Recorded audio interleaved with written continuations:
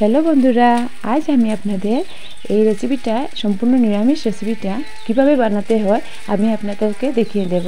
এটা মটর, আলু আর ঝিঙ্গে দিয়ে আমি রেসিপিটা বানিয়েছি। এটা সম্পূর্ণই নিরামিষ। প্রথমে আমি কড়াইটা গরম করে এটার মধ্যে অল্প তেল দিয়ে আমি মটরটা ভেজে নিয়েছি।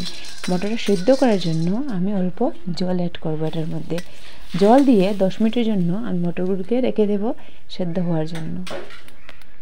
এখন আমি দেখুন আমি সবজিটা কেটে নিয়েছি। আলু ঝিঙ্গা আমি কেটে ধুয়ে রেখেছি। আর এটা রান্না করার জন্য আমি হলুদ গুঁড়ো, লঙ্কা গুঁড়ো, জিরে, নুন আর চিনি দিয়েছি। চিনি কিন্তু মোস্ট ইম্পর্ট্যান্ট। এই রান্নার মধ্যে চিনি না হলে এটা টেস্টই বাড়বে না। তো দেখুন মটরটা আমার সিদ্ধ হয়ে গিয়েছে।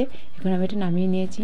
আর কড়াই গরম করার জন্য আমি কড়াই গরম হয়ে গিয়েছে। এটার মধ্যে আমি তেলও দিয়ে দিয়েছি। আর তেলটা যখন গরম হয়ে যাবে আমি পাঁচফোড়ন দিয়ে দিলাম। পাঁচফোড়ন বদলে আপনারা এটাতে কালো জিরে দিতে পারেন, কিন্তু আমি পাঁচফোড়ন দিয়েই করব। তো পাঁচফোড়ন দেওয়ার পর আমি এই সব মশলাগুলো আমি এক এক করে সবগুলো দিয়ে দেবো একসাথে।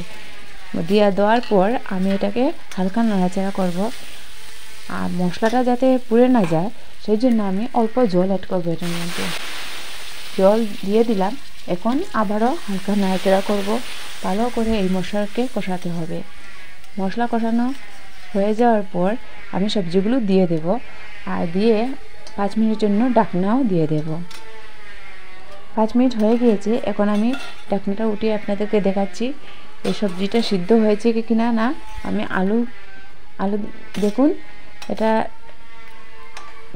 ঝিঙ্গে থেকে যে জল বের হয়েছিল এটা শুকলেই আমার রান্নাটা কমপ্লিট হয়ে যাবে। আলু দেখো সিদ্ধ হয়ে গেছে, তার মানে ঝিঙ্গাটাও সিদ্ধ হয়ে গেছে। ঝিঙ্গা তো নরম সবজি, তাই তাড়াতাড়ি সিদ্ধ হয়ে যায়। তাহলে আমি এটা এখন নামিয়ে নেব। দেখুন ফ্রেন্ডস, আমি নামানোর পর এই রান্নাটা কি সুন্দর হয়েছে। এটা খেতেও খুব স্বাদ। আপনারা একবার ঘরে বানিয়ে খেয়ে দেখবেন।